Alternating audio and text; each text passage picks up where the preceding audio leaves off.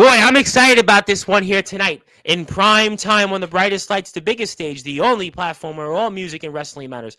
Sportswire Radio here, and I'm back with a man for his usual segment here. And I was thinking about this before we were going to go on here tonight. This man I have known, I don't know why he keeps coming on, but I have known him now for almost 6 years.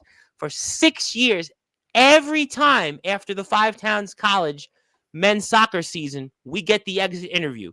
We're going to talk about this season. We're going to talk about the highs, some lows, but a lot of highs as always, because after all, this man's winning percentage, well, it's pretty damn good. It's a lot better than mine here on Sportswire Radio. We're going to talk about that. We're also going to talk about some of the players. We're going to talk about some of the moments. We're going to certainly talk about October 29th. We're going to certainly talk about November 2nd. We're going to talk about winning a Coach of the Year award once again. We're going to talk about the athletics program. We're going to talk about the schedule. We're going to talk about some international players who maybe I need to learn another language. Yeah, we'll get into that. We'll also talk about what's going on with our men's amputee soccer team here in America. We'll talk about that with our guest. We'll also talk about maybe some softball references. No, we're not going to do that. We're going to talk about maybe another coach coming on here, first name Jason, last name not Fiscina, coming back on. Maybe we'll not bring that one up, but we'll talk about a lot of things. We'll talk about also the word family. And yes, I know family we've spoke a lot about here over the years, but it meant differently this year. And it meant differently with some of our players. We're going to get into that. We're also going to get into all the great things that this man has done. And before I give him the long introduction, the new intro, I know he's going to say, well, it's the same one. But no, it's a little bit. I do war chants now. But I want to thank this man and the athletics program here at Five Towns. I know we have thousands of followers now, thousands of subscribers, all these hot shots and big names that have been on here. But it was this man and the program that he represents. And if it wasn't for them believing in this, believing in me, who knows if he would be here, ladies and gentlemen. So it is my great honor to have this man back here in prime time on the brightest lights, the biggest stage. I know he's a humble man. He doesn't really like getting things, but I'm going to give him something, but it's not necessarily for him, but I think he'll get the cue. But ladies and gentlemen, it is now time to start this show and week off here in style on Sportswire Radio, the number one, the level radio station where all music and wrestling matters. So with that,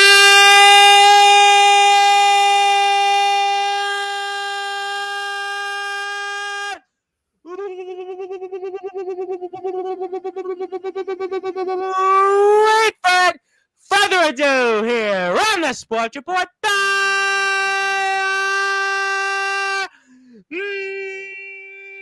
number one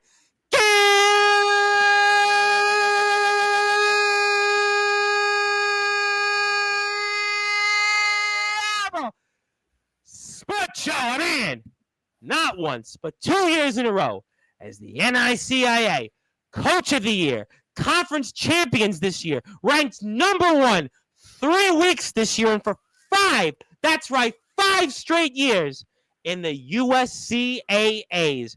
Ladies and gentlemen, it is our great honor to introduce the head coach of our United States amputee men's soccer team and the Five Towns Sound men's soccer team. His name is simply put,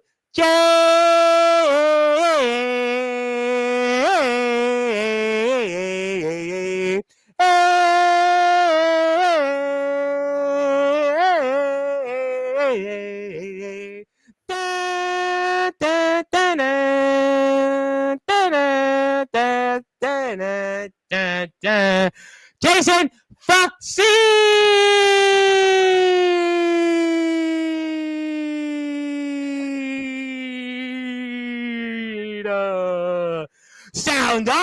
Sound on. Coach, how are we doing? Doing well, Tom. We're doing well, and you outdid yourself once again. How's well, it I could have going? made it longer, but I realized you were kind of looking at me. I want to recruit players, and I have to get back out to start the season. And It's more that your future guests are blowing up my phone already about how things look. So that's where that was. I don't want to keep them waiting, No, well, I understand that there are future guests here, and people are, every year I get told, I'm outdoing myself with the intros, but it's not about those intros. We have a lot to talk about, and I always every time before we go and do this, I know we do this every year after the season. I always go back and watch what we said last time to kind of give me an idea, almost to compare and contrast. I don't do that for my guest a lot because you do this every year. You come on here once, if we're lucky, twice in a year. So I'm going to start out, though, as I always do, especially for those that are listening and watching here in prime time on the brightest lights, the biggest stage, the platform that you most certainly helped build alongside the Five-Town Sound men's soccer team and the athletics program. Talk to me about how do you feel now about the 2025 season now that has come to an end? I mean, it's a memorable one. It's anytime you win, you really can't compare winning. It's just always euphoric, and it's something that lasts forever, right? So those championship teams always get remembered, and this group will go down as one that will be remembered. And they did it on a very difficult path, playing at the Division I level, playing against fully international squads. And I couldn't be more proud of them. It maybe didn't end the way we wanted it to, but we put up another banner in the gym, and, it was another great season. And we, in a year where there was a lot of unknown at the beginning of the year, I think they got better as the year went on, and they really bought in. And I couldn't be happier with how we finished. And to win another championship at Five Towns is really special. Yeah, absolutely. I mean, I have said this. We've known each other now for a long time. We're going on 6 years, and it seems like that's pretty much been the theme. And one of the things that you said that I thought was interesting, it always seems to be here with the school and the team, maybe with the exception of that magical 21 season. That was just one of those that we're going to look back, 50 years from now and say that was special. But it always feels like to me that this team gets stronger as the season goes on. Why do you think that it is that way each time the season goes on? Is it because maybe coaching, personnel, schedule, and you're adjusting to it? What do you think it is, and why the team always performs so well later on in the season? I think it's a testament to the program, right? It's a testament to guys coming in every day and buying into the process of getting better and, not looking too far ahead, but staying locked into our mission and our vision. It is a credit to our coaching staff as well for, continuing to get everyone better and our players working on getting better every single day.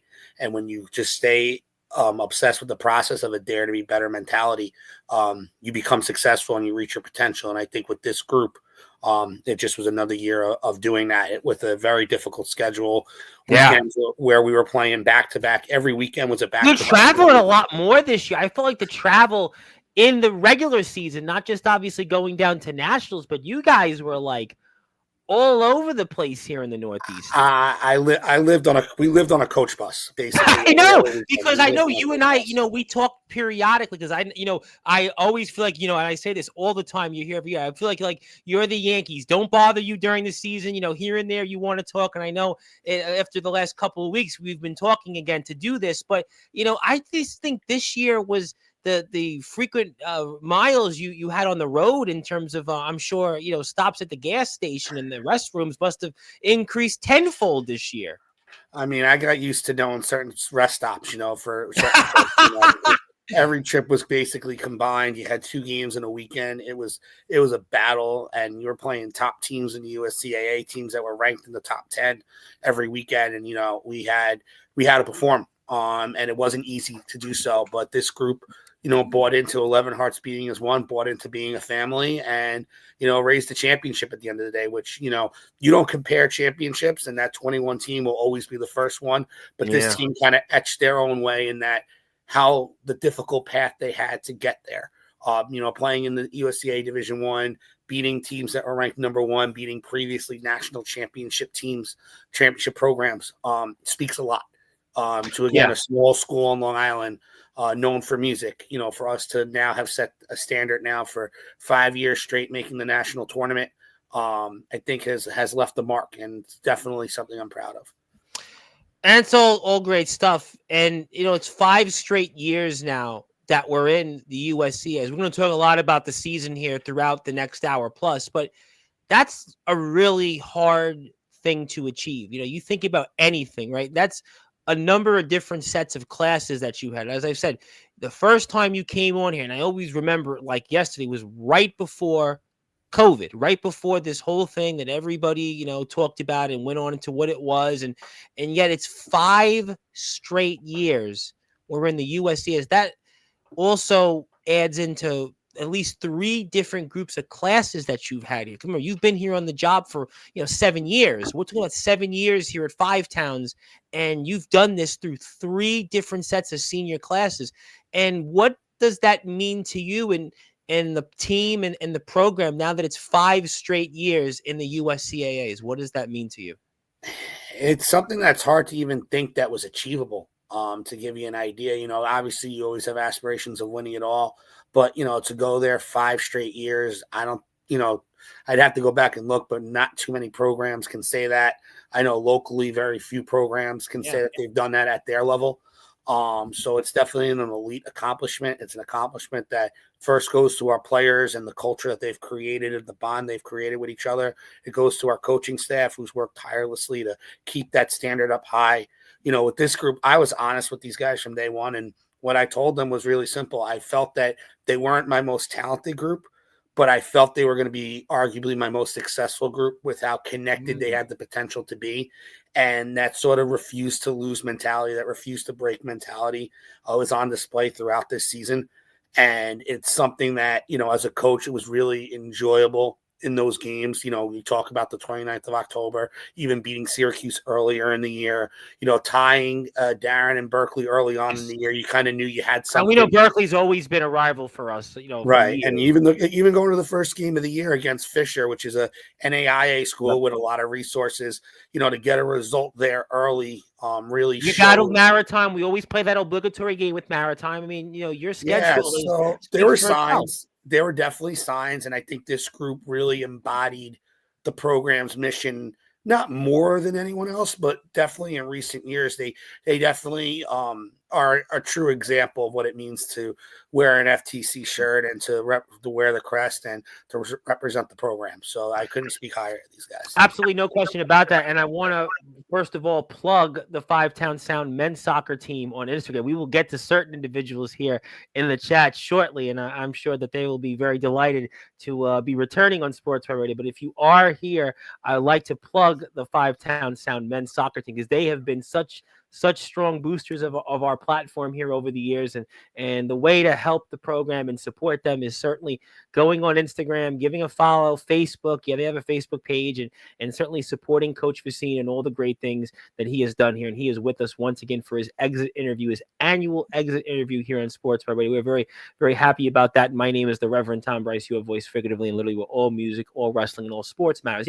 One of the things that I didn't initially think to ask you, but I want to bring it up now because I was so fascinated in what some of the players had said, and this was in the lead up going into the tournament here. It was something that I thought I knew you, and I guess I didn't know you as well as I thought, because the players know you certainly a lot better. Is that one of your biggest strengths is kind of coaching in terms of just more or less matchups. You know how to put players in the right spots.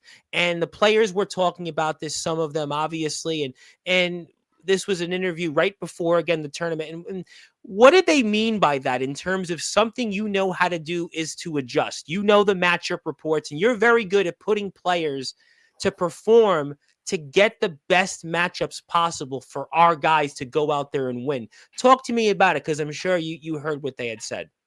Yeah, it was very nice. Obviously, I appreciate the compliment, but I think it just goes back to being prepared, right? The will to win is important, but the will to prepare is essential.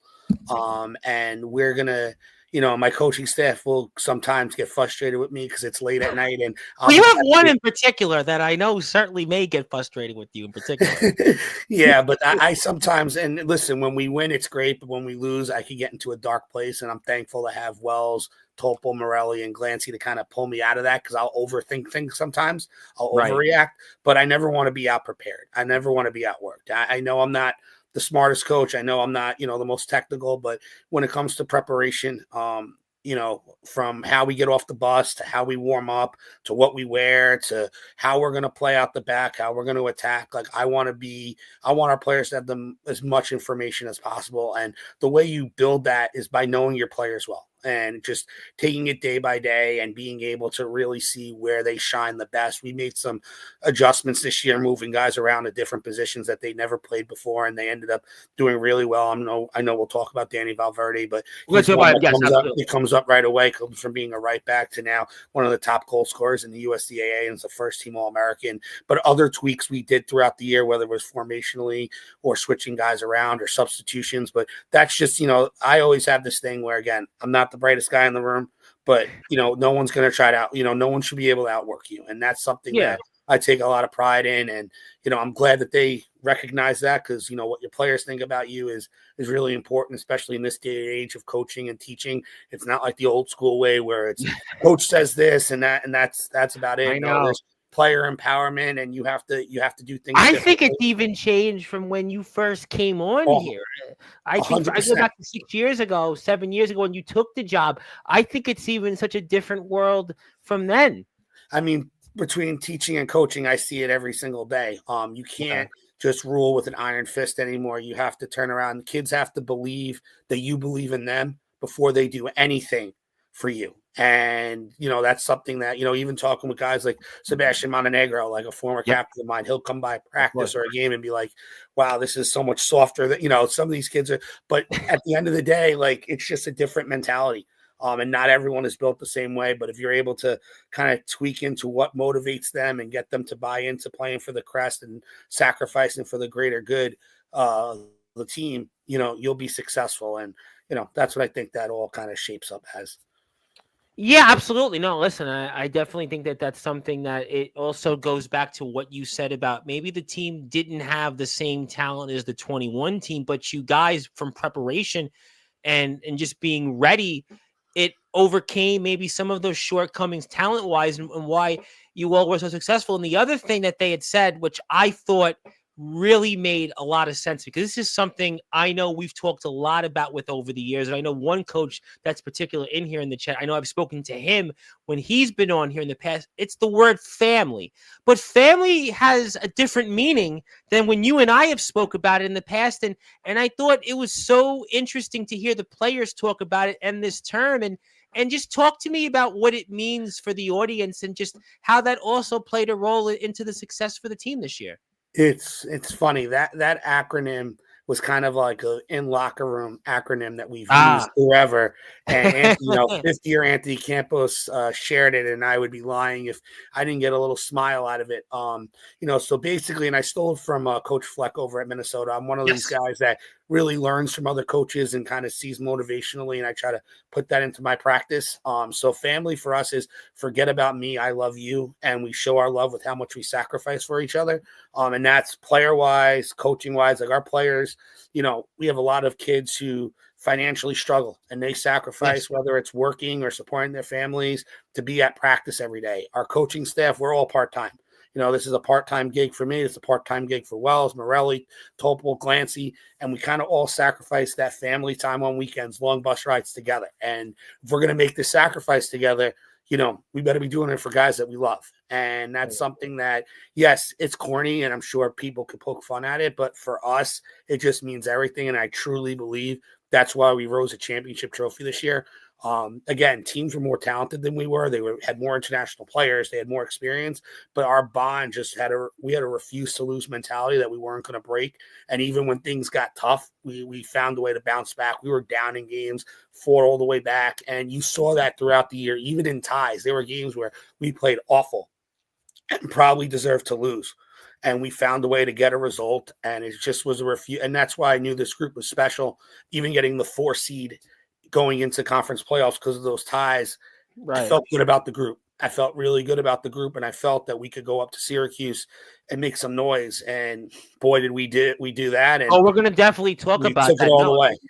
But what you did, and it's so interesting that you had said some of those things, because that has always been a topic, and to why I've always identified still with the program here at Five Towns, because we know the struggles and the sacrifices that all of you make, whether it's staff, the players throughout the years. And that's kind of why I've still always identified with Five Towns, going back to my days and just, covering college sports. Obviously, it's a totally different platform that I'm on now, but I always, to me, sympathize with the players that you have in the program and your coaching staff as well, because, we're not getting, full scholarships. We're not getting the big money to coach here, unlike some other coaches that might be here in this stream. But, the point is that you guys put a lot into this. You guys really, this is a family. And I think that that's why you have all been successful throughout these years. And that's why 5 straight years you've made the USCAs. We're going to talk about some of the players here in a minute, but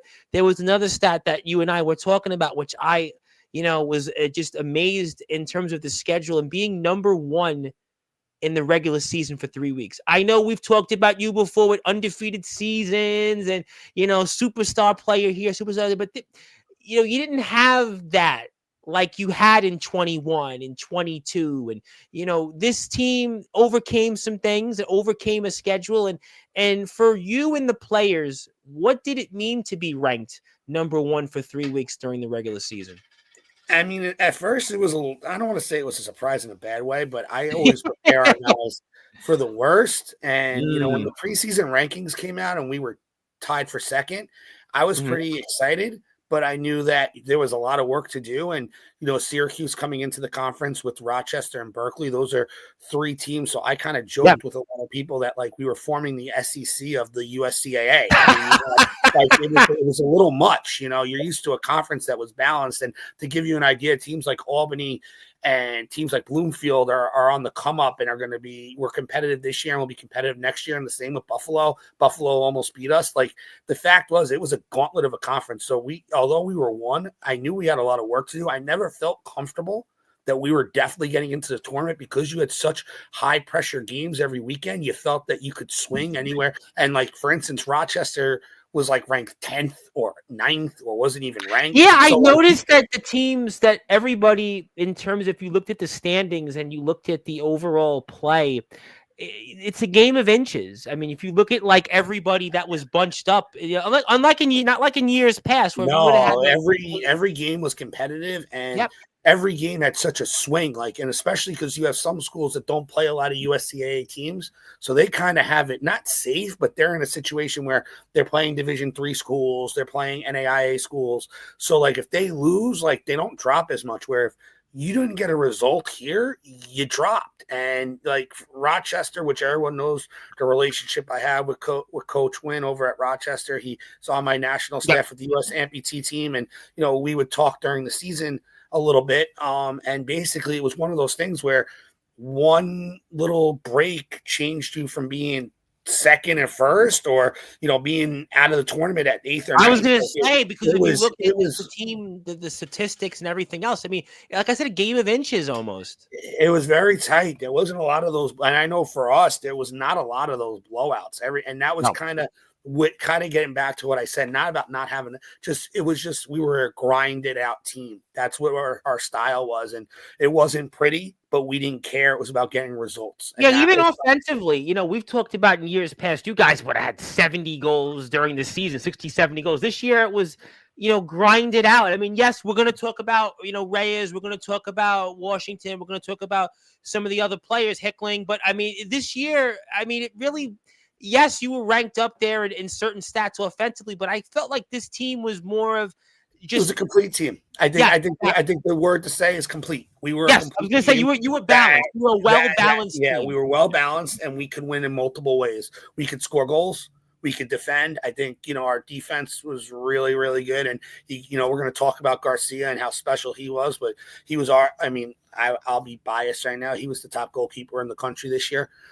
First team All-American, and kept us in games, PK saves to keep games tied, PK saves in overtime. I mean, the kid was phenomenal. And shout out to Brentwood's, soccer, which is arguably the top program on Long Island for kids. And he was the first one we got, and we'll talk about other stuff. But we were a more balanced team this year, without question. We could beat you a multitude of ways, and it wasn't always 7-0. It was 1-0 and ugly, and get an ugly tap-in goal. But at the end of the day, it was about getting results, and that's what we did. And I think that really set the tone for us to lift the trophy up. Absolutely, no question about that. And let's start talking about some of those players now. Let's certainly go individually in some of the players that obviously were First of all, let's go with our first team All-Americans. You mentioned one, and I got to talk about Jose Garcia. I know there's some people here in the chat. I'll say hello to you shortly, but Jose Garcia, you mentioned it. You hit the nail on the head. I mean, you and I were talking about this. I think led the nation in shutouts right there. A number of stats, goals allowed, save percentage. I mean, he was just, automatic. You've had some great goaltenders, by the way. I want to point that out. You've had some really good goalies over the years, and Garcia, ranks up there, and like I said, in the nation. You got to talk about him to start things off. And to give you an idea, the former USCA National Player of the Year / HVAC Player of the Year, Stephen Paguada, will tell you Garcia. I remember I had him on. His direct quote will tell you is that Garcia is better. And no, like that's the honest truth. And let me tell you, the maturation. Jose has always had the talent. Talent has never been a question with Jose. His maturation from freshman year to sophomore year has been tremendous. He's really bought into our goalkeeping coach, Coach Morelli. They have this whole theme about being a goldfish, which is this idea of not letting anything faze you. And this year, he was absolutely phenomenal. He was the calmest and the most toughest of moments for us.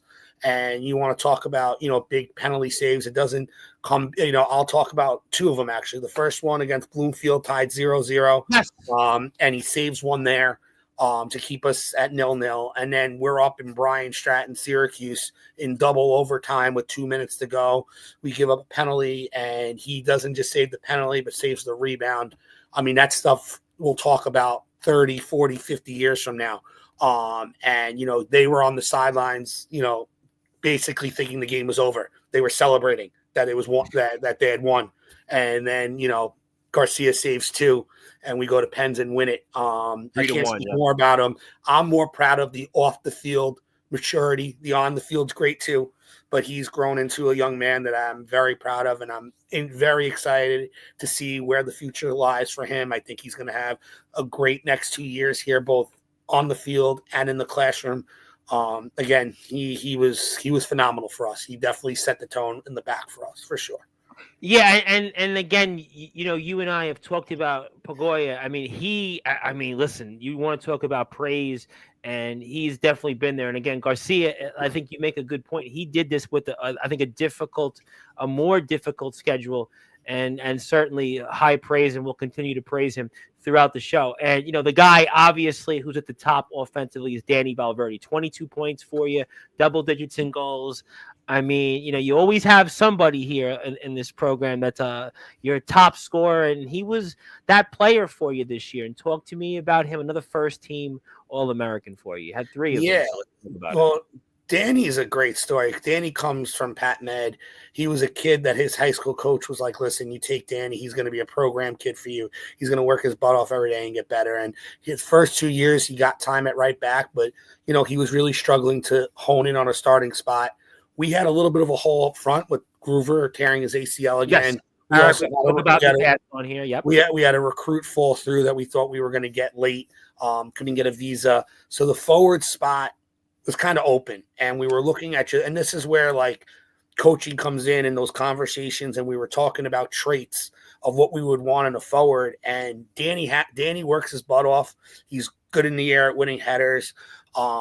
He has those traits. So we were like, you know what? Why don't we put Danny up there and let's see how it works out. And he took advantage of the opportunity. And, to go from a kid who, we wasn't really sure if he was getting recruited out of high school to now he's a first-team All-American. It's a testament to him and the work ethic he's put in.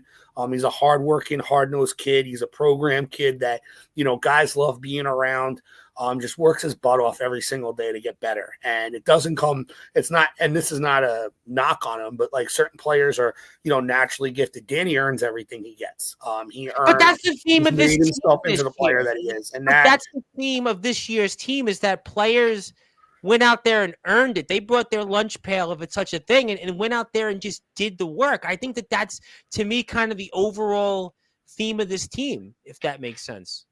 Yeah, that's what I kind of saw from afar. When you put them together in a room and we had our first team meeting, you kind of saw that there was a blue collarness to this group that was we aren't the, maybe the blue chip guys, but we're a group of guys that are gonna battle, and we're gonna find ways to win. And that to me, it was so enjoyable to coach. It was so enjoyable to know that we were going to give 110% every match day, and we were going to just get better, and we were going to be a pain in the neck to beat. And we were a pain in the neck to beat all year. You did not go you down definitely easily. were. No, absolutely. And I'm going to talk about Anthony Campos next. Obviously, another guy that had, right behind Valverde. I mean, you had a bunch of them. You were a well-balanced attack. It was both sides of the ball. But talk to me about Campos. I mean, Campos is the glue to this whole situation. Anthony, we don't, and Andre, you can put in there too. But Anthony, Andre, we've talked about, we'll go in there. But Anthony Campos, let's give him his flowers right now. He's the conference player of the year, and he does things both offensively and defensively that wins matches for you. He's our engine. He's our, he was our captain. He goes up there and leads by example every single day. He was more vocal this year than he's ever been. He helped in regards to holding people accountable, where in the past, I've always had to kind of jump in, but the best teams are led by players, or when they're player led. And Anthony would, call guys into the office and be like, "Coach, can we just borrow Mateko's office for a minute?" And I would just sit there, and he would call them in and he would address what needed to get done. They had a weekly meeting on Mondays in the locker room without me to go over expectations. And those little things, yes, they don't show up on score sheets, but they win soccer matches for you and they win championships for you. And again, the player he is on the field, he was an even better leader off the field as well. And we don't lift the trophy if it's not for Anthony getting everyone to buy in. He's going to be greatly missed. I got to find. I'm going to talk about the seniors. We have a bunch of them. It's the thing I hate doing every year is always the seniors, because it's you get to know them. And then that's it. I mean, that's always the worst part for me. And Anthony and Andre, we were lucky. We got a fifth year out of with the USCAA. I was going to say, because I remember Andre back in 21. I remember that. Yeah, the USCAA approving a fifth year for guys that took a little extra time, whether it was transferring in to graduate or having to take a semester off. So Andre and Campos got a fifth year, and they couldn't have done a better job of setting an example of what to do every single day. And I could talk to you about Anthony for the next 2 hours. So I'm going to stop. But again, can't say anything more about him as a leader and as a person and what he did for this group. And I'm going to talk about Andre Hickling, obviously the other name you mentioned, who's been here, like you said, for 5 years. And he was another player that was very important for you this year, second team.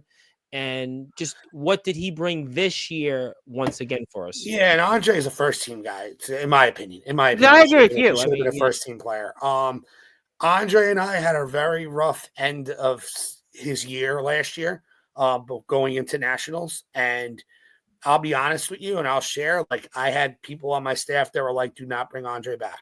And I was looking at who we had coming back, and I said, guys, I would not be able to go to bed at night if I don't at least try to bring Andre back into the fold. And we had one conversation at the beginning. And when I tell you, he made a complete 180 change. He was at everything. He was all about the team. He couldn't have done more. He held down the back line for us as a center back, really anchored our defense and had a really big year. And he was a reason, guys looked up to him because he's as a talent perspective, he's probably has the most natural traits, talent that we've had in this program. And what he did this year in regards to just being a great teammate made it even better. And all he cared about was he didn't care about the individual. All he wanted to do was win this year. And, he kept saying, Coach, I think we're going to do it. Coach, I think we're going to do it. Because he saw the grinded out players that we had this year. It was just a different tone. It was a more mature tone, which we'll get into why, part of that was the 2 fifth year guys, but also having the internationals. They kind of changed things, just the 4 of them, which we'll get into. We're going to get into that, yeah. But Andre had a great year. Yeah, Andre had a great year. And again, it led to a championship. So now him and Campos, 2-time conference champions, 5 appearances in the national tournament. What an amazing run. Once we get a Hall of Fame at 5 towns, it's going to be hard to keep. We have a Sportzwire Hall of Fame. I'm certainly happy to add as many new Hall of Famers in. We're going to certainly honor the team in a little while. But, think about that for a second before I get to some other players. 5 years here, right? And 5 appearances. I've done college sports, on and off. Obviously, 5 times is the only thing I really do college-wise. every year, but to have 5 years you played and 5 years, guys would kill. I remember when I was covering John Jay and it was one appearance. They got one appearance, in something. It was a big deal. One, appearance to win a game. And they got 5 years in the Nationals. What an amazing career that is. I'll enjoy it one day, right? I'll enjoy it. I know you got to recruit next year. When you're in it, it's just when you're in it, it's just a grind to get there. And I think as a staff, listen, to go down to Pittsburgh, it's enjoyable, right? You get to go away, and it's a big deal. And it's one of those things that as the season goes on, you try not to think about it because you're just in the day-to-day process. But you start looking at things, and I think this year there was probably more anxiety just with the amount of games we played and the competition we played that we knew we didn't want to slip up. So getting there was like a big exhale, right? It was like because let's look at how the season ends. We had some ties early. We lost to Berkeley in a classic game at their place, 4-3, like nothing to be ashamed of. And you end the season with Brian Stratton Rochester at Brian Stratton Rochester.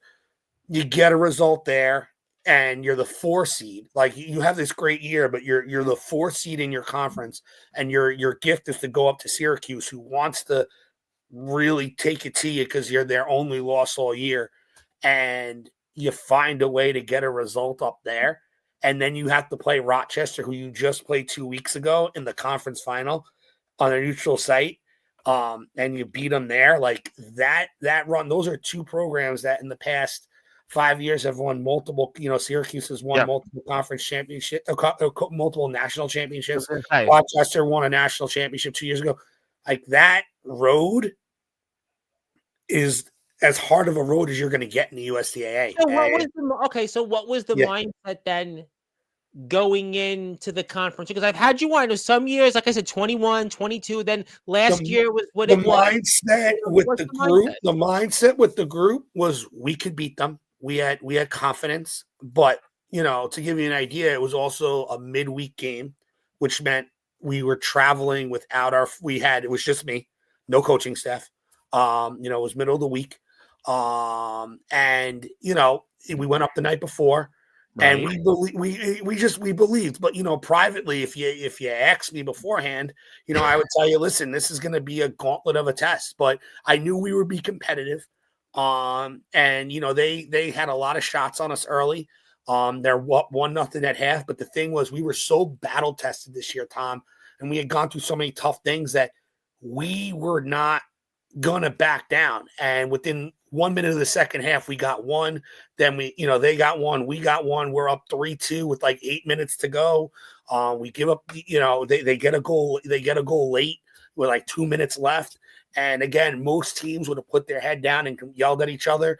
Garcia's just telling everyone to calm down. We got this. And everyone was calm. And we refused to break. And I think that's something that's a testament to their will and their refusal to lose. And when you get her, and again, I don't think Syracuse has lost at home. It's probably 5 years, 6 years. They don't lose at home. They don't lose at home. They don't lose at home. And for us to do that, I mean, it's kind of hard not getting the chills thinking about it. Yeah, I mean, think about those things, and I did want to talk about a few more players. We also put up the Five Town Sound men's soccer team website. Please go out there and find out more information on the team. We'll get to the chat. I know people want to talk to you. Some of your players do, and I'm going to give them the opportunity in a minute. But I also have to talk about the likes of another senior, Gabriel Santos, who was big for you in a lot of other occasions, and talk to me about. Yeah, you couldn't put up a bigger name that I just smile about, because coming into junior year last year, he tried to leave the team because he had to work. And I was like, Gabe, we're going to make this work. Whether you come to, we're going to make it work, Gabe. He's another glue guy. He's a guy, he plays in the middle with Campos, and his stats do not show you the impact Gabe has on winning. He's the smallest guy on the field, but he's got the biggest heart. He, has a 11 hearts. That's always been the mindset, Part of our mantra of not breaking down is Gabe Santos as well. That kid wanted a ring so bad and wanted to, because he was not here in 21, right? He came in 22. So He really wanted to leave. And we had been, and I think part of this team, like your teams always bring past experiences with them, right? So you look at 21, everything was great. We won. 22, 23, 24. Conference finals ended in tears. 22 and 22, we lose 3-1. 23, we lose in the 9th round of penalties. 24, we basically play a final down. Yeah, we didn't even know it in I think last year. Again, we talked about it. We didn't even know if you were going to make the tournament. I mean, think about that. I think that was two years ago. 23. Last year we were in as a 23 though. That was the year. 23 we did not know. We didn't know exactly. So think about that. 23 was when we lost in the 9th round of penalties. We were crying that our season was done and we thought it was over.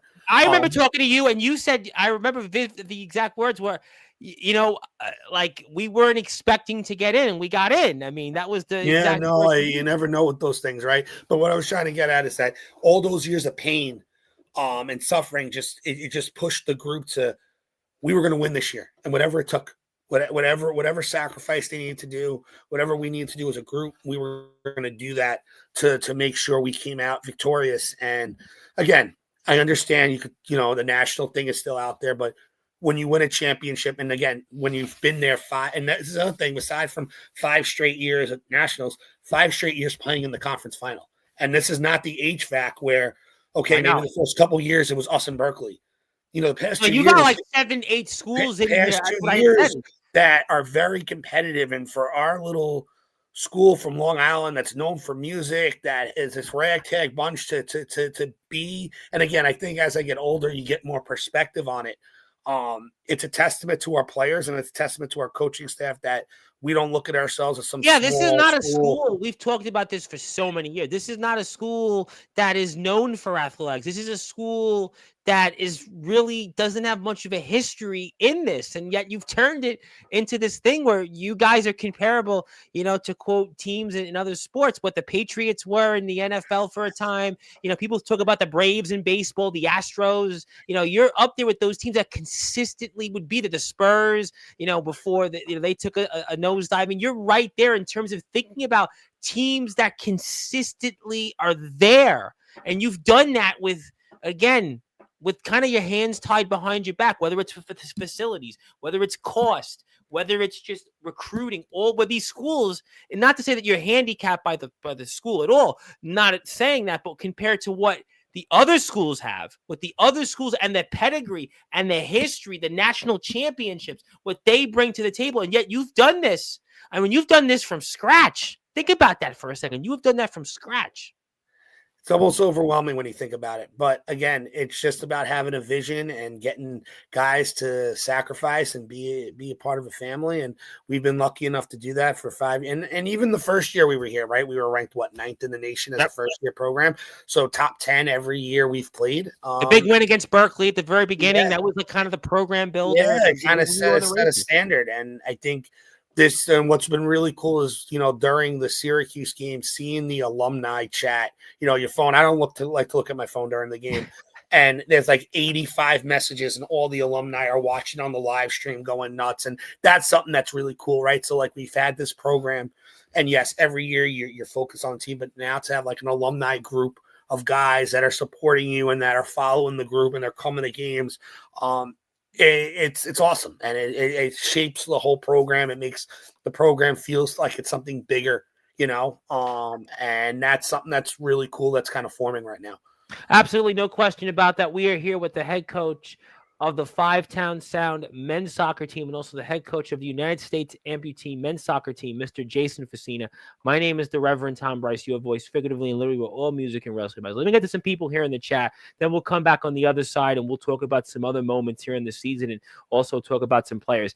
Zilla is here first. Zilla is my favorite from Sportswire. Wanted to come and say hello. And speaking of people that I want to announce that are back on here 3 weeks from today, a man you certainly have some history with off the field and certainly not on the court, but Mr. Jason Godieso. Obviously, Coach G is returning to Sportswire for the first time in a couple of years, and he wanted the intro, and I know you have no comment for him because he's not a Five-Town Sound athletics department member, but he did want the intro, and he's here, and I'm excited to have him back here in 3 weeks. I know you'll be busy that day recruiting, but nevertheless, he'll be back here in 3 weeks. It was funny, trying a career in stand-up comedy. My guest yesterday was a wrestler and said maybe I should try that. But we won Coach Raff, top-notch trainer. Raphael. He's talking about Raphael. He's talking about Mr. Raphael Yes. from Italy. Yes. Yes. I He's was going actually to ask you about him. I Yeah, mean, you got Rafa. two Oh, players from Italy. yes, Rafa is from Italy, and Rafa Yes. is, again, I think he's one of these guys that off the field has really changed our program with really just setting a high standard of high character and high value. On the field, he's also a very good, defender for us, plays center back, Sure. played a couple other positions for us as well. But Rafa also just taking a serious approach and leading by example. I think he's got the potential to wear an armband for us one day. He actually worked out Gorieso's son, which is why he's saying that. I think he would be a great guy if you could get him on Sportswire. The door is always open. You tell me.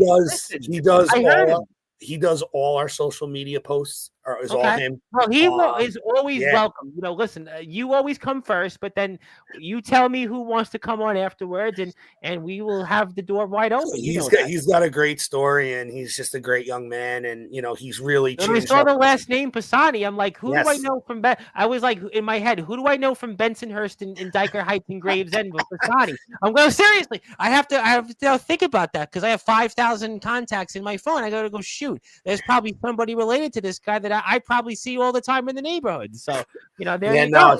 He's great. And he's kind of, him having so many guys live on campus has also changed our dynamic of our team, right? Because now guys are more hanging out around campus. They're going out together. But again, he has definitely made our program better, without question. And another Gene, aka Wheezy. He battled injury all year. He scored some big goals for us and, played some big minutes for us, especially in the Brian Stratton Syracuse game victory. Again, an older guy, both him and Rafa are transfers, and just bringing that sort of experience and professional mindset to our group definitely made our program better. What now, talk to me. I know there's some people here in the chat. I'm going to get to them in a minute, but adding international players, I know in the other teams we've had here at Five Towns over the years, that's kind of been a thing, but this is the first year I can remember where you had several international players. What do you think that added to the team this year and the team's success? Maturity, professionalism, high level of play. And again, we're going against rosters where you could go, whoever wants to Google it, I'm not telling you to do it. But Rochester and Syracuse are fully international rosters. Oh, I knew we've talked about won the national championship. It's a fully international roster with kids all around the country. So I love recruiting Long Island kids, right? That's something that, and there's Johan you put up, who's from Germany, who played great for us as an outside back and as a center back. Really helped us, especially in the conference final when Rafa went down. He stepped in and played great. With that being said, for us to be competitive, now we're never going to be the school that has 40 internationals. I am realistic with the resources we have at Five. And you're also known in Long Island, and you coach it. You coach it and teach in Queens. I mean, you're going to be honest. You have a wealth of players in Long Island. We've talked about this in the past. Yeah, we do, and it's always going to be a large part of our program. But for us to be competitive in Division I, we have to go overseas. We just have to, and we have to get the best Long Island kids we can get, the best kids from Queens, and we have to bring in like really, hardworking international kids that want to come here for an education and to play soccer, and we have to kind of mix it all together. And I think this year with the internationals brought in, you didn't bring up Paulo, but Paulo, I have Paulo's in this. Was Garcia's backup. Actually had to start a game because Garcia got hurt right before our game against Rochester at home, and he went in and did a fantastic job, and he pushed Garcia. Part of the reason why Garcia was good all year was Paulo was making him better every single day in practice and was just being a great teammate. Those four guys, Aiden Barrios, another international kid that's been on the roster. He does a lot of theater stuff with the school, but he's from Spain, and he was able to train more with us this year. But having that maturity, being from overseas, really being happy to be at Five Towns. These guys are happy to be a train ride away from New York City. They really are enjoying the moment. And when you're in a good place mentally, it's going to help you play on the field. And Absolutely. Listen, we just had Men's Mental Health Month just ended, and yeah, that's a big so thing we I talk a really lot about think on they Sportswire. they did so much for us both on and off the pitch to make us better every single day.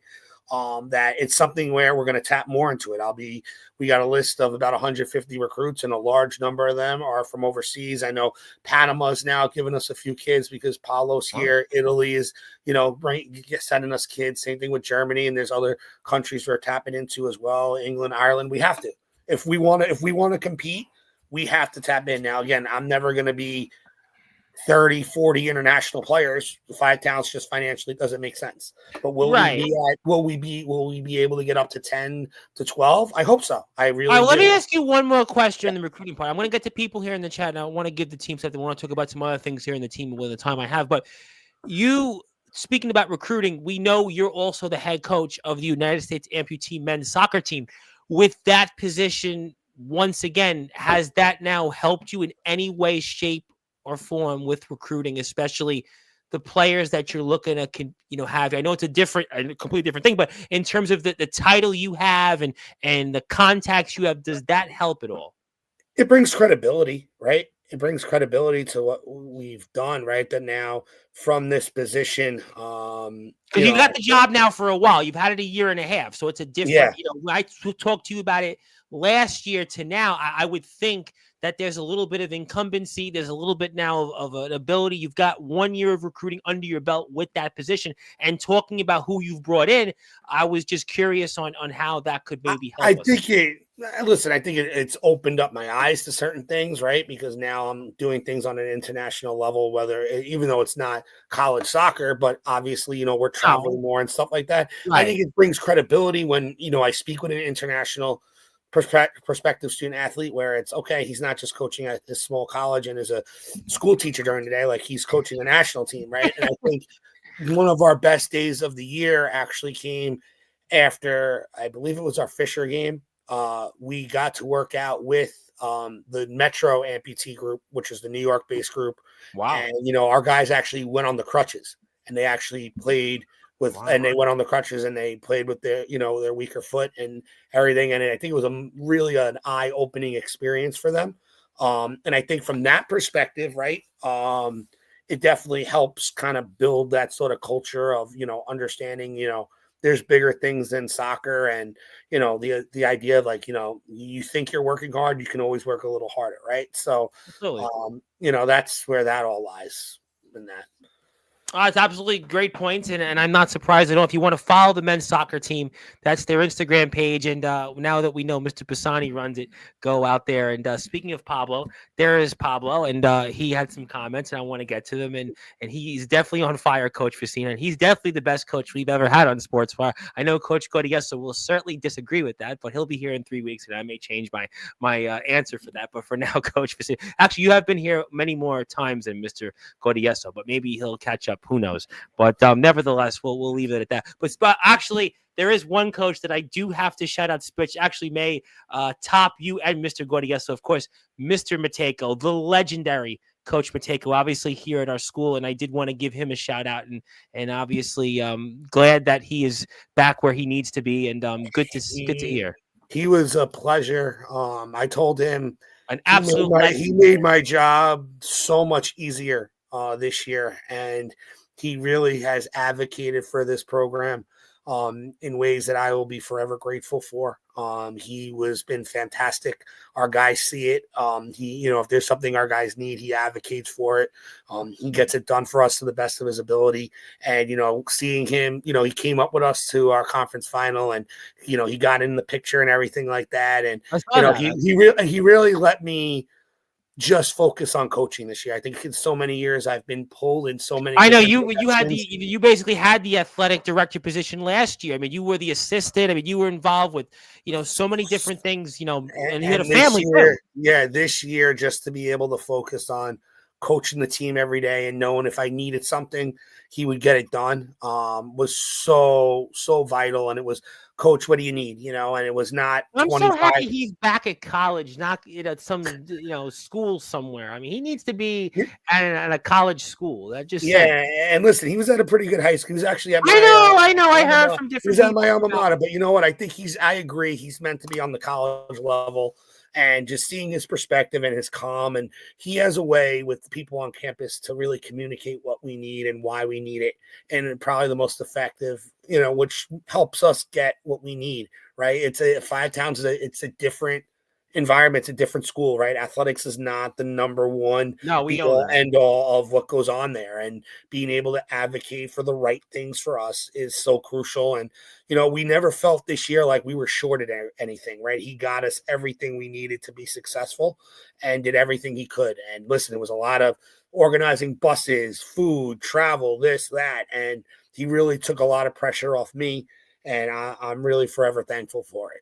Oh, we love Coach Matejko. I can't stress enough the importance of that man to me personally and what he's meant to my success. And I'm going to say that, and that's why I always wish him happy birthday every year. But if I always wonder if he forgot about me, but apparently not. Just kidding. Coach, we are watching you from the dorms, and we love you. Yes, and we thank the players, and we want to make sure they are hitting the books, but we want to have them all on Sportswire still. And yes, you are the HVAC Coach of the Central, though you are the NACIA Coach of the Year back-to-back years. But thank you. You know who that is, right? That's Mr. Pez Collector, Mr. Johnson.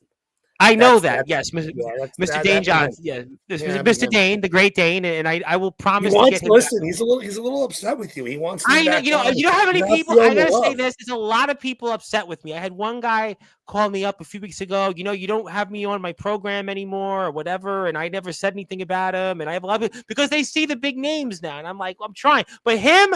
I promise you. I was going to say that's probably one of the best. That's probably one of the best. You know what? Actually, I know he on Instagram, and I will get a date with him. And I think he actually wants you. I think he wants you to do it live. My problem is my setup now is so different. I have, how many lights I have back in front? I have 10 lights. I can't go anywhere but my own place. I'm telling you right now, Tom. You tell him what he needs to do to his basement, and he will make sure it's all wired up. We will bring him back on.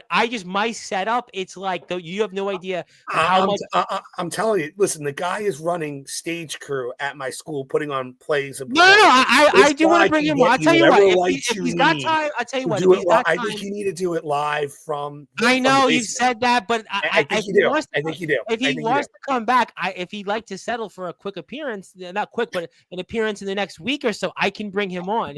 I think he would clear his schedule. All right, so I have free time during the day. We'll bring him back on maybe next week. I'll talk to him off the air, and thank you there, and thank you very much for that. And obviously, top recruiter in the game, Grindel, but nothing like a Pez collector. And no, seriously, and you are right about that. I actually do get people occasionally that talk to me about that interview. So, I know people now see, WWE's been on here. Paige Palazzolo's been here. A few wrestlers certainly liked looking at her on the interview, but I'm not going there. But I mean, I've had on the big names in the music business, but there was certainly one of my more favorite interviews, and I'll make sure to get him back on very soon. And yes, Tom Petty is certainly rest in peace. And speaking of people that say that guy, I know that. Now that I know who that is. That's an inside joke right there. Yeah. That's how Danny reacts to everyone. Well, you know what? It's all in good fun. Of course. But you know what? Speaking of which, I do, before I get to the second part of the show and talk more about the team, I have to give the players something. So maybe I can, hopefully get those players to come onto the platform, because it is Five Towns College Men's Soccer Day here on Sportswire. So I know if I gave you the award, you wouldn't want to take it. But if I gave the team, everybody has to take it. So I did want to recognize the team, and it is the Soccer Men's Day program here on all Sportswire radio platforms. So I'm sure this you can accept, because all the players will bask in this achievement. I did want to talk, before I get to October 29th and November 2nd, I do want to put a bow on our seniors and, recognize them. I know it's, like I said, the worst part of the show for me. I know for you, especially coaching them every year, but talk to me about our seniors and just what they meant here. I mean, they help continue the standard of winning here, right? And, you have the two guys that got the fifth extra year, right? Campos and Andre.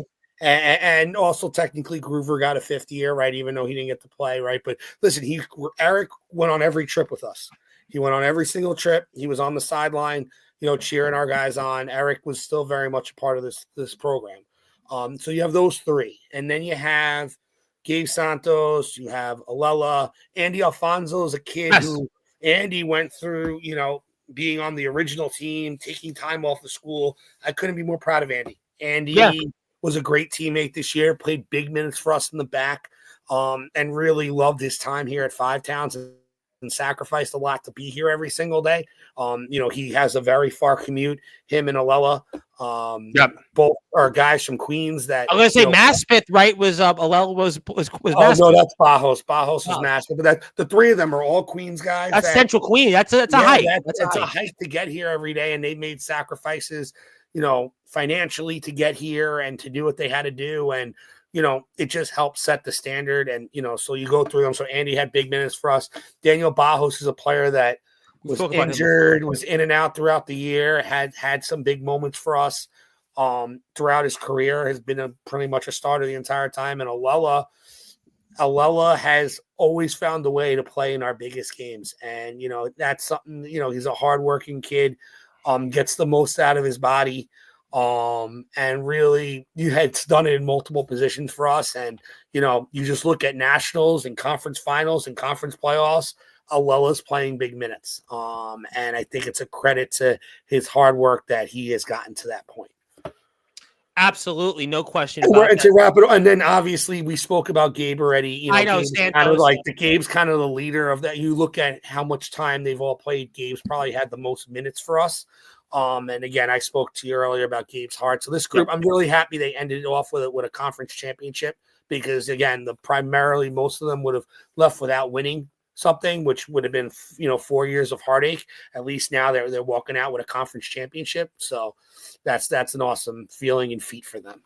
Yeah, absolutely. And I think that for them, in some cases, like you said, Hickling, Eric, who, have been here, 5 years, and to have had 5 USCAAs. And then on top of that, some of those seniors to have won the conference championship twice, but then others to have at least won it once. I think that's important, because you do look back on that. I know you've done this already and you don't think about them because you can't. You have to go back to next season. But I think at least for them to have at least won that, I think it does give you that satisfaction. And let's talk about, obviously, some of those moments before we go and put a bow on the season. And obviously October 29th, you have been talking about that. And that's one of those wins you're going to remember. We're going to talk about November 2nd next. And I know we kind of spoke about it, but that run you had, I think, from the Bloomfield game going into November 2nd, it kind of, to me, was what we spoke about at the very beginning, was that you guys really hit your stride at the halfway point of the season, where you had that run of games, and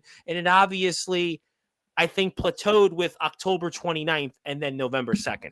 Yes. So I think it all stems from our Berkeley loss. So Berkeley lost, and I believe we lost to Syracuse the weekend after. So those trips we tied Bloomfield 0-0, lost to Berkeley 4-3 in a heartbreaker of a game where it was back and forth. It was an instant classic. It was one of those where there's just now so much mutual respect between both programs. We realize we lift each other up, and locally it's a close game. It's City Jersey kids versus City Long Island, Queens kids, and it's just a bloodbath, but it was an epic game. And then we tied Bryan Stratton Albany up in Albany and played terrible. And then we lost to Syracuse 1-0. And there was just a turn where it was, we got to win, because that was when we were going to drop down. We were 1, and then we dropped to tied for first with 3 teams, which I think knew in our heart we weren't the number 1 team. Like, we had just lost to Berkeley. Why are we tied for first? And then we dropped down all the way to 4 after we lost to Syracuse. And that's when you start looking around and realizing we better start winning, or we should stop, nationals. And forget nationals, our conference playoffs were on the line, right? Yep. Because it was so tightly competitive. And you were playing these teams too, like Bloomfield. Again, we were seeing them again. Yeah. We were seeing them again. And the fact was, the 2 ties against Bloomfield and Albany, which credit to them, they got a result against us. We did not look great. And there was a lot and that was where, like, lineup switching, and that was where those texts, like, late at night that I'm texting with the staff, like, about changing things, because it did not look great. It looked like a situation where, especially if you start going ahead, and this is a dangerous game to ever play, you go ahead, you see how you're going to end the season with Rochester, looking at Rochester and then Syracuse. That's not a pretty place to be in. So we had this I kind of at practice turned around and told the boys, it's playoffs now. Like we started our playoff run middle of October. These are playoff games. Like you cannot lose. Like there's no losing. And they kind of bought into that mentality, and we started playing our best soccer, and it all came to, I thought the Rochester game, we were down in that game, and Rochester had our number for a while. I'll be honest, personally, love Coach Wynn. He's my guy. He's one of my closest coaching friends. I had to listen the entire time I'm with the national team in Mexico how he's 3-0 against 5 towns, and that 5 towns I had to hear it for a whole week in Mexico. And I had told our guys, I'm like, I'm sick of hearing it. I am sick. He's a great guy, and he's always friendly. I'm sick of it. Like we need to put this to bed. And when we got that win, and Valverde had a big goal that game, Gabe had a big goal. Like we got that win, it gave us like, okay, we can beat this giants of our league. We can do this. Let's go. Like we already beat Syracuse. We beat Rochester. What I thought about that was you beat them twice in a week. That's what's even more difficult. It was twice in 2 weeks. It was twice because like we had them the last game, Syracuse. I guess it was. No, you're right. It was a week. It was twice in a week. It was twice in a week. Think about that. It was twice in a week, and we'll get into later what happened at Nationals, but like that was crazy in and of itself too, because we had them. Okay, you won against them. We were so focused on just getting a result against Syracuse. I remember being on the bus and they're singing, "We just beat the number 1 team in the country." There's a video on Instagram and camera. Yeah, I saw it. And I'm sitting in the front by myself going, "We got to beat Darren again. We got to win a final." Because I have a sick brain when it comes to being competitive. We lost 3 straight conference finals. Like, I don't know what I was going to do if we lost the 4th. Like, full transparency. Like, you start questioning yourself. You're going into Buffalo Bills territory. People talk about the exactly. 49ers. So that's where I'm like, and it's Darren, and you just beat Darren the week before, and his team. They have 40 at Nationals when they announced their roster. 40 guys, all from anywhere but in the United States, like Ireland, you name it. Like literally from every other country, right? And there's 40 of them getting announced, and there's our 20. We have 24 guys, 40 guys. They're an army. They're Darren's army, and and credit to our guys that we found a way. And I think it's also something to mention. We put on these pink jerseys and we didn't lose in them until Nationals, and we had to keep wearing them. So we wore them. I was at Thanksgiving. I went out to eat for Thanksgiving, and I was talking about superstitions. Yeah, there's always superstitions. No. Yeah, listen, so we had Morelli's mom on our sleeve, and after we won, I told him, I said, I think she was she was with us on this run, because there were some just out of this world sort of moments that you can't kind of describe, and she passed away quite a few years ago, but so we had a whole breast cancer thing, and a kid we haven't mentioned who I think really was an impact player for us was John Pisani from JP, we call him. He had a great year for us playing. Yeah, we spoke about him in the past, Pisani. Yeah. So he had a great year as well. And the breast cancer day, he actually spoke about his mom and her battle, and it was really emotional. And I think that brought our group together. And I think that kind of led to that run. And so you win, right? So you beat Rochester, and then you have to go to Syracuse, and they're the Giants. There's things that we could talk about that we can't talk about on air here, but there's definitely a lot of animosity there. I'll leave it at that. And let's just say it was hostile when we got there. We had certain staff were screaming at the top of their lungs as we're getting out of the locker room. It was not a friendly, even though there wasn't a big crowd, it just was not a friendly environment. You could listen to the audio of the game. And we kind of were like, we're all in this together. It's us against the world. And we refused to lose. And again, we were down 1-0, but we walked off the field going, we can get one. And we did. I believe Edward got the third one for us to put us up. And then we gave up a goal late. And that could have been the momentum changer, especially when we went down a man. Bajos got sent off with a red card. So we were playing down a man in overtime, and you could see they were getting tight. And we were just like, let's just get this to penalties.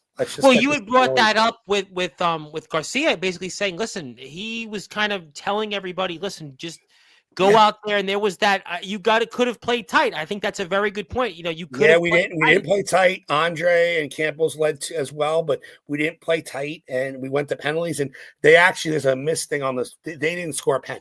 We went to penalties, and we scored 3 of our 4, and they missed all 4 of theirs. So they had wanted no part of penalties, and you move on. And then once you do that, you take out the number 1. As much as it's Darren, I think, and Rochester, we were confident. We were like, you know what? Like, we can do this. Like, this is our championship to win. We got to go to Albany, which is a neutral site, and it's a place that we've always struggled to play at going back to the first year I remember that, yeah. We struggled against Albany Pharmacy, and it's their field, right? So we've always struggled when we've gone up there. We've always struggled against them in all of our sports. Yeah, we've struggled to go up there. And so to get a result 1-0, and we kind of became this throw-in team, which is funny. We're like the shortest team in the country, but JP has this great throw-in, and Valverde, is great at winning the first one and heads it off, and then Edwards found a way to get on the back of it, and we became like almost like throw-in merchants. We were literally Syracuse's coach was screaming, "Stop giving them throw-ins!" And like again, this is not Merchant Marine Academy where we have a bunch of guys that are 6'3". I know. We've kind of found the way, and that was something that you're just like, wow, we have something special because we're just finding ways to score goals and win. So, that was Syracuse to wrap it up.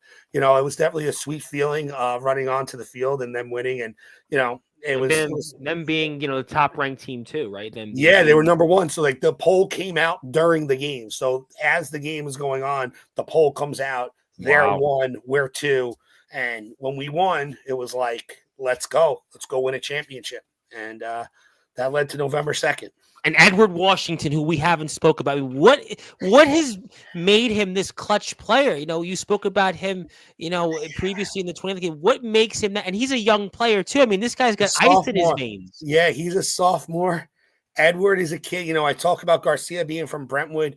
Edward Washington is from Amityville. If you say what are the 2 top programs, Amityville, longevity-wise, it's Brentwood on the big schools, Amityville on the small schools. If you said Fiscina, where do you need to get kids from in Suffolk? I need to get a kid from Brentwood. I need to get a kid from Amityville. And it was a struggle to get. It took basically 4 years of making 3 years of making the national tournament in a row to get Garcia and to get Washington here. And Edward is a kid whose life story will make you get emotional about what he's just overcome and the adversity he goes through. And he's so happy just to be at Five Towns and to be a part of our program. And he's a kid that will do anything to help us win. And he's been in the right place at the right time. And, he actually got bloody in our conference final. And, he had a head-on collision. And, the trainer's fixing him up, and he goes, "Coach, I'm going back in." I'm like, "Eddie, just no." He's like, "Coach, I'm going back in," and like, that's it. And he's not the biggest kid, but is he a tough son of a gun? And he just gets his head in on stuff. And, he found a way to score that goal, and it couldn't happen to a better kid. He's part of our HEOP program, and he's doing so well in the classroom as well. And I couldn't be more proud of him. He's definitely, I keep saying the word glue guy. Our team was a bunch of glue guys that like just put the program together, right? Like they're not the superstars, but they're just blue collar, hardworking guys that care about winning. And that photo will still make me smile at us winning the whole thing and putting the trophy up like that, and them singing afterwards. I mean, those are memories that will last forever. No, and that's certainly a reason why he's important. I also want to shout out, speaking of people who did great in the classroom, Jose Cruz, academic All-American. I want to give him a big shout out too. Listen, I don't know if I should be embarrassed about saying this right now, but that's our first one. And that's I think it's very listen. Let me tell you. And you said it, and I when I went to John Jay, I know it's difficult, is to be a student and to be a student athlete. And then on top of you don't know about work, you got family. Listen, I didn't play college sports. But I remember, my parents were, especially my mother, was always on my back. She's not listening, so I can say whatever I want. She would always get on my back. Am I working? Am I going to contribute to the house? And it was tough to be. I wasn't playing sports, and it was tough. So and I was a commuter student too, so I know the grind. So it's not. And a lot of our student athletes at Five Towns, particularly on our men's soccer program, are kids that are getting a second chance to do well academically. Right? They're not coming from necessarily a prep school where they had all this support, you had Jordan Tobin who played, had like 30 jobs. I mean, it's not easy. Yeah, so like this is what I mean. So like, and credit to him, He also he's just a great teammate. He works his butt off every day in training. He's always asking how he can get better. But I was very happy to finally say we have an academic All-American. And the way that award works, you kind of have to be in the school for a year. So I expect with the internationals we brought in this year, we'll have a few more than just one moving forward, which is something obviously we want to take pride in as well. So no question, and obviously winning the conference tournament, winning that, as you said, getting the monkey off for a lot of the players' backs. So we win that. So what happened then in the nationals? You're seeded second. I know. What happened? So we're going into bid day thinking we actually have an outside chance at one. Like you look at it, we beat the number one team, and I didn't want one. I was like, I've been there beating the number one team. I'm good with 2. I'm good with 3. I'm good with just get us into the tournament, right? Mm-hmm. So they're releasing the teams, and I'm like, they didn't call Rochester yet, and I'm just like, this is a problem. Like this is a problem because, like, to me, they deserve to be there, like without question. And when they said the 6 seed Rochester at the time, I didn't think anything of it. But now looking back on it, you talk about beating a good team twice in a week. Beating a good team 3 times in two weeks. I know in sports it's a very difficult thing. I mean, look, like, and that's not making excuses. At the end of the day, we had chances early, like in the first 20 minutes, we were taking it. We had chances to score, and if we don't hit some posts, does the game change? Probably. But at the end of the day, he's a great coach. They're a great team. For us to beat them 3 times was probably asking a lot to happen. And go our way. And we kind of unraveled a little bit. Garcia had been steady all year for us, had a rough few moments. But again, it was the whole team. We didn't score early either. We had chances to score. And it kind of unraveled. And, at the end of the day, to win a national championship, you got to have some breaks. And I think that was one of those things where we just ran out of breaks. We kind of used up our breaks and used up our mojo. Say that if you live by the sword, you die by the sword. Yeah, and unfortunately for us, it just was not a good. And I kept asking, Topol and I had a lot of conversations. I kept asking, like, what is Wade going to do? What are they going to do different?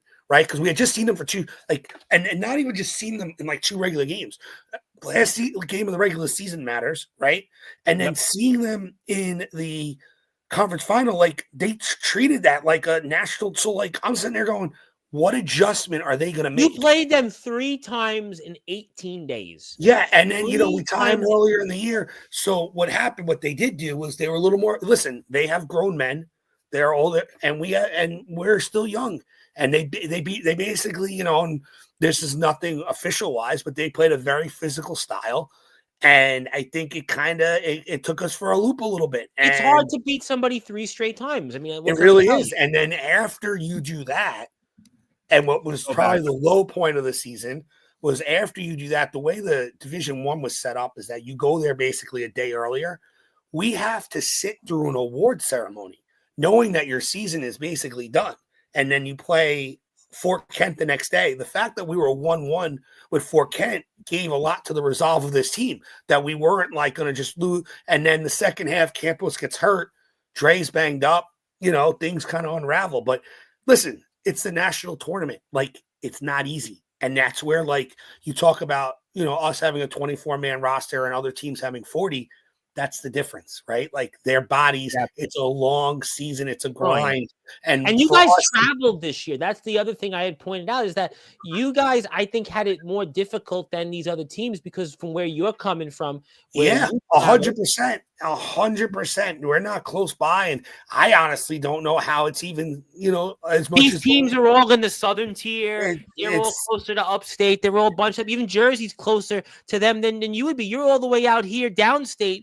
And to go up there, and on top of that, these kids are commuter students. These kids are going, their bodies aren't used to it. And I'm not making excuses. And at the end of the day, I'm just saying what the reality is. Yeah, and listen, it's what we signed up for, right? It's what we signed up for. But yeah, I think when you put everything together, it's hard to win a national championship. It's hard. It's hard to once you get there. So I don't look at that as it was so bad. The fact is, I would argue this year was better than the 3 years prior because you know what? we won a championship, and that's something that you can't take away. And as the longer I do this, the more I realize those championship moments are just so special that you got to let it go. I think also what this team was talent-wise compared to like 22 or just what this team had to deal with in adversity, I think makes this team in a way maybe more special than other teams. Let this sink in. I'm gonna mention something right now. We lose Angel Chavez, the greatest goal scorer. I know we spoke about it many times on. We lose Hector Ruiz. Academic eligibility, right? Hector could have been the National Player of the Year last year. He was a player you were very high on. Yep. High on. He was. Well, you said for this year you were counting big things from him. Sebastian Cuenca transfers. Those are 3 big-time players, and then a program guy like those are big names. Christian Torres also left. Those are big names of guys that left, and it could have been very easy. And then we thought we were going to get Josue Fuentes back, and we didn't get him back because he couldn't get a 5th year. It could have been very easy for this group to turn around and say, "Hey, it's been 4 years of winning. We'll be good." But it's not, and they refused to do that. And I think it's a credit to them. This was as connected as a team as I've ever coached. You want to talk about Five Towns, Malloy, wherever I've been, this team had a very special brotherhood and connectivity. Well, the family point. Listen, when I heard some of the players talk about that, Pisani was one of those players who just came in here, and I heard them all talk about that. Forget about me, I love you. And I think that motto, that's what led you all to having that success as a team. And yeah, there was definitely different things. And I think that winning that conference championship, to me, at the end of the day, is the icing on the cake. Yeah, I mean, look, it's a quirk in the schedule to play a team three times in 18 days. And I don't even get mad at the USCAA because I know, like, they've looked at things in the past and been like, okay, matchup. But the fact was, and I kept saying this, our conference deserved 4 bids to the now. We didn't play. The 4 of us didn't play well at nationals, but we were still 4 of the top 6 teams in the country. Let that sink in. Berkeley, Syracuse, 5 Towns, Rochester. Brian Stratton, Syracuse, 5 Towns, Berkeley, Brian Stratton, Rochester. Yep. Those 4 teams are top 6 in the country. So what happened was when they had to make the pools, we all were going to have to play somebody. Right? And some of you were ranked number 1 during the entire season for 3 weeks. So we were all going to have to play at least one game. They didn't want to put couldn't see a world where they were going to put 3 of us in the same group. So we were stuck with it. So here was our gift. Our gift was either play Rochester, right? Because you're not going to play Syracuse, right? Because we're 1-2. Either get Rochester or get Berkeley, who the last time they played us, they beat us. Either way, we were in it was a bad matchup. It was not a good matchup. And by the way, Edward Washington just entered the chat. So we want to say hello to Eddie. And Eddie, we spoke very highly about you and all your goals this year. He's definitely clutch. And if you're here on Sportswire, hit the sub button for us. And we'd like to get some of the players on after. We'll definitely set that up. I love that. But so I guess then after what happened in nationals, and I always ask you this question. You talked a little bit about it before we get ready to close the show. So what are some of the goals for next season in terms of how do we in nationals have success? Because we won the conference, but now so recruiting is the and I say it every year. Recruiting is the lifeline of our program. You can pause it, rewind it every year. Recruiting is the lifeline of our program. We need to get more internationals. We have to get the best Long Island kids we can. We have to retain the players we have. We have to get our roster bigger, and it's just a never settled mentality. It's the life of being a college coach. So you enjoy it, right? You enjoy the moments, but once that Thanksgiving hits and it's Christmas, you get Christmas, the recruiting list starts becoming important, and you start realizing who you got to replace. And this year we have a haul of players we need to replace. Do I believe we can do it 100%? I believe in our coaching staff. You've done it before. I believe in our players, so I believe we can do it. It's just going to be put our hard hats on and go to work. And your players, more importantly now, recruit for you, right? Because when your players have a good experience, they tell their friends about it, and that's where I think the growth of the program is going to be even more so where we have now word of mouth of, hey, I had a good experience here. You should look at 5 towns. So with that being said, like, it's just recruiting. We have to recruit better. We have to get better players, and we have to improve the players we have. We have to have a good spring. We have to get better in training, and we have to just dare to be better, and that's to kind of honor this group now, right? Because every year you have to you play for that prior class, right? So now we got to play. I think it's a different mindset. When you came here first 6 years ago, it was like, okay, we had this season that was better than expected. Then we had COVID, and everybody was just trying to stay together and gobble a coalition. 21 was special. 22 was still a good season, but we lost in the conference. 23 was the heartbreak and penalty kicks, and we didn't know if we were going to make it. Last year, we played a tougher schedule. First year in Division I, and I think we got some breaks, and we had I think you look at 22 and 24. Like 23, we actually had the biggest roster we ever had, right? We had close to 30 guys on the roster. 22 and 24 had a lot of individually talented players, and they were a group and a family, but they were missing that just true love for each other. They were missing that sort of like, I need the guy next to me, right? More than even I need myself, right? And that's where this group was like, we need each other. They were more, there was no like, okay, Chavez is the guy, Ruiz is the guy. There was none of that with this group. It was all like, we're all the guys. We need to all play well to win games, and the talent we're going against. And I think the schedule was a gauntlet, but it also prepared us. I think that was something last year. What we talked about. I think you've always had a schedule that you've tried to play. 23, that schedule came in handy as to why you made the tournament. Last year, it hardened you. And I think that when I look back before we close the show here soon, is that the second half where this team came in stride, I think the schedule helped out in itself, which I go back to when I think about this season and putting a bow on it.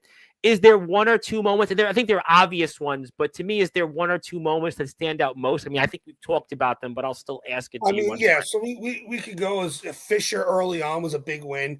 Losing to Maritime, we lost on a really rough couple, just unfortunate things happened. Big crowd always. You always get a big crowd there. Yeah, big crowd, and there was just some unfortunate things that happened. We kind of lost the game that we could have easily tied or won.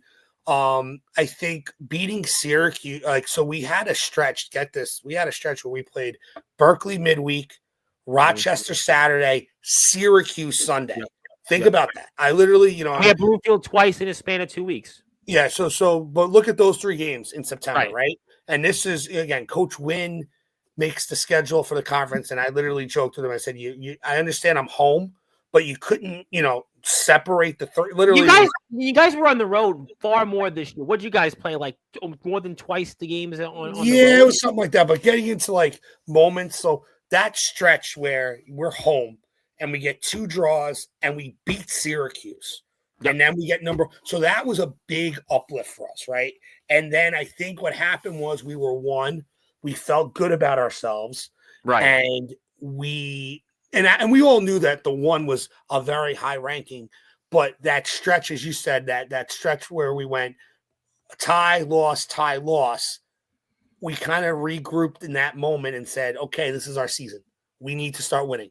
And so that was a big sort of turning point. So the Syracuse win at home was big.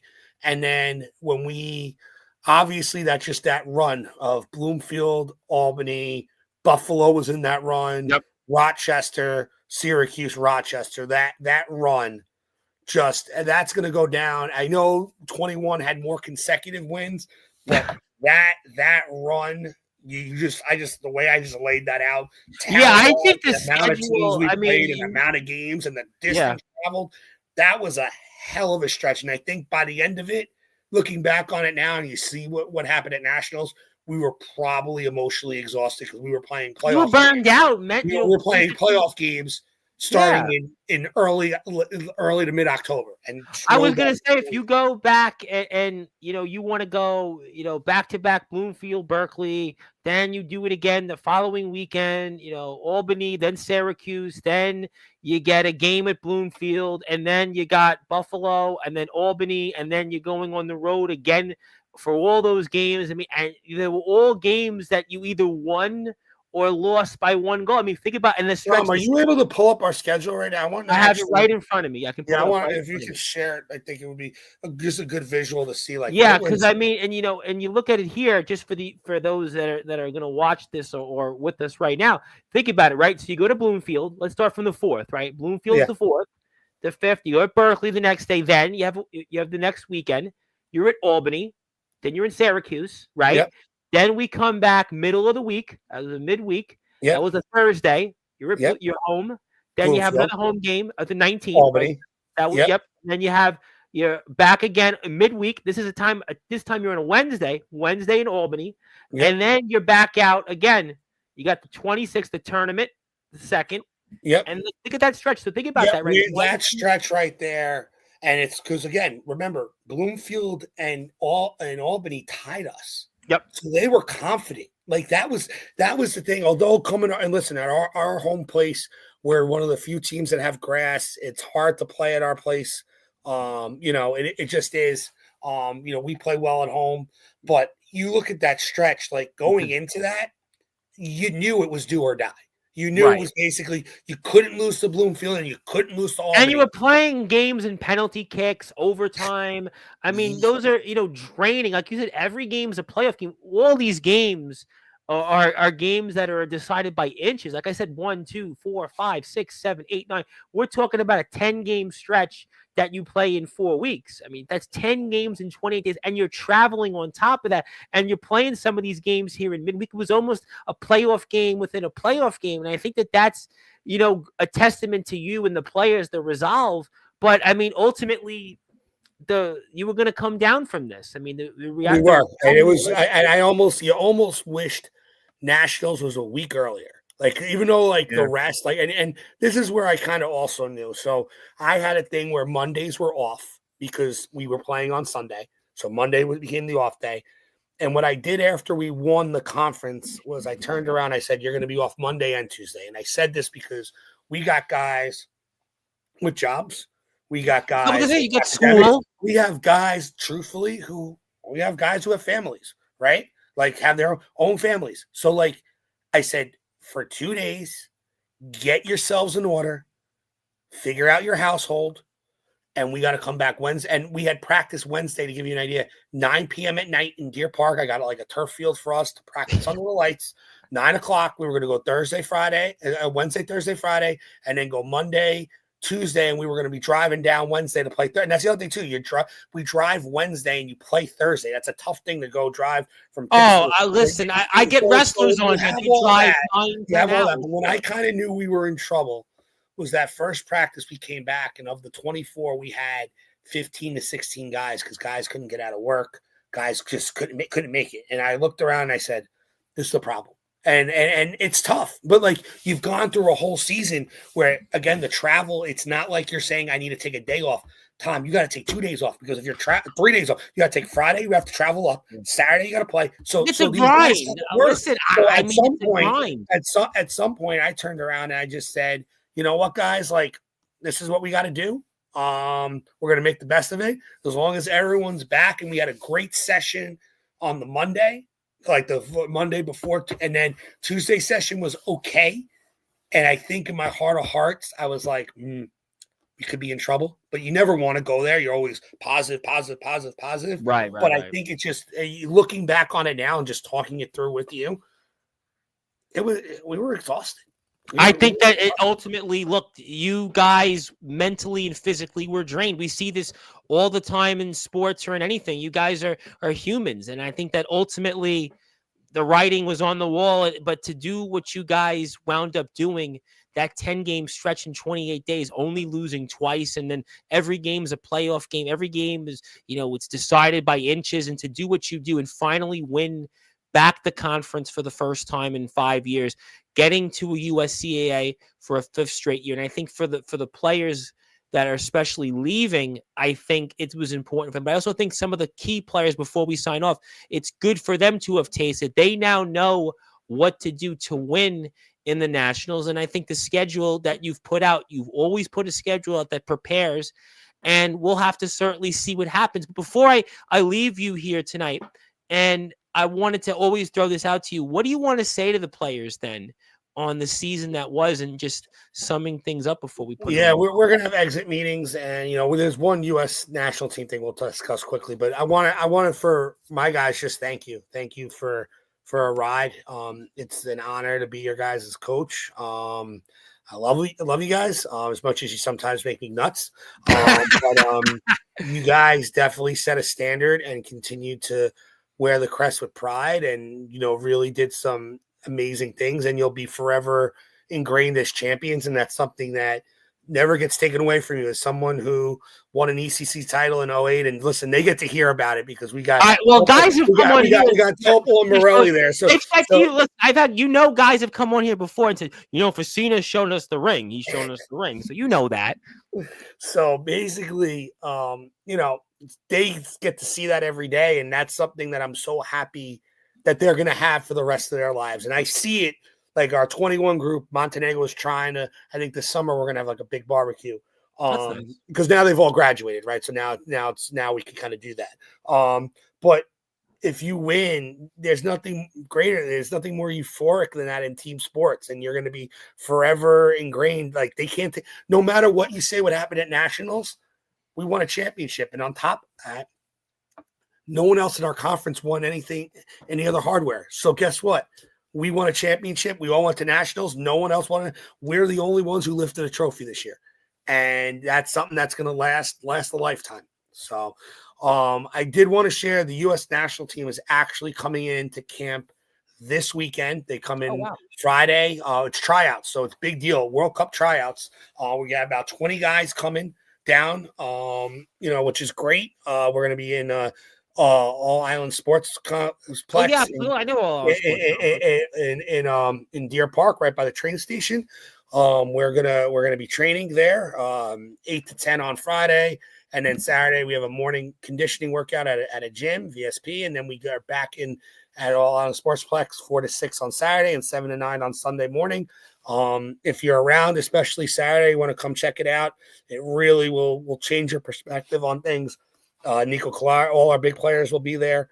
So it's going to be very competitive. I got to pick 15, and there's honestly 25 in our player pool. Some guys can't make it.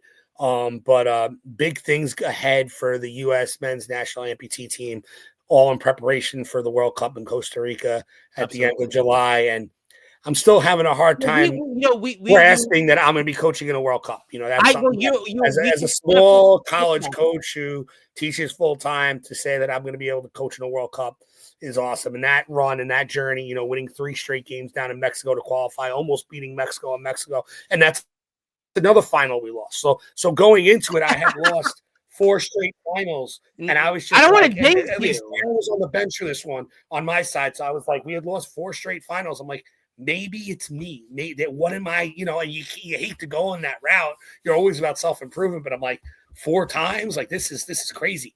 So, but yeah, I want to share that.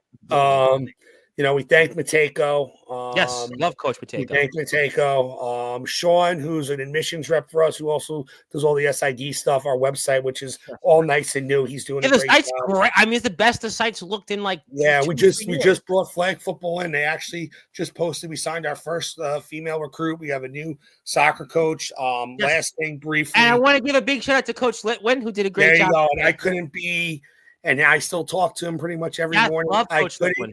Couldn't be more proud. That's a job that I know he really wanted. He did. And the opportunity to see him get that is definitely uplifting. And he's going to do really great things. He's already got like 3 girls signed.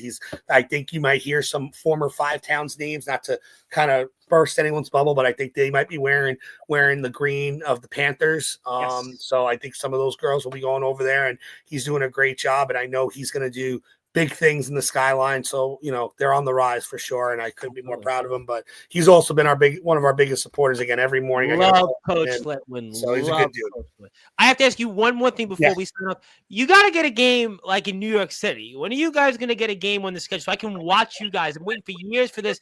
I know Maritime, but it's a little bit out of my way. You got to get something. Can we get you? Here's the thing. Megger's already on for next year, but those city schools all want to come to us. Because they don't want to rent the field because then they got to pay. So, but for you, Tom, I will try and get at least a scrimmage or something. I know Hunter likes coming to us because they have to just drive. Well, they want to get out. Well, I think it's also they want to get out of the city. They don't want to be. For you, Tom, the fact that you've mentioned that, here's the deal. I will get that. But you got to go to Johnson's house and host a show from the Pez thing. I will get you a city I game. can't guarantee that, sadly. You got to figure something out.